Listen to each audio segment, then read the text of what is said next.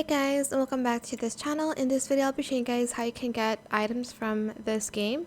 Fortunately, the tennis visor is sold out, but I don't know what this is. It's probably for a car.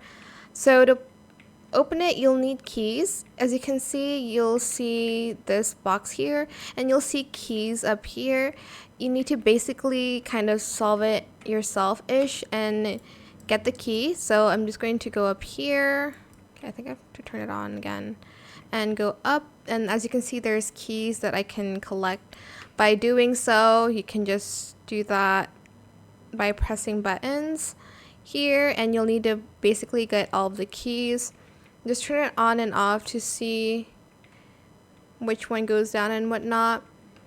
But yeah, that's pretty much it really. Unfortunately, the tennis visor right now is sold out, but there's still other items you can get from it. I hope it was helpful for you guys.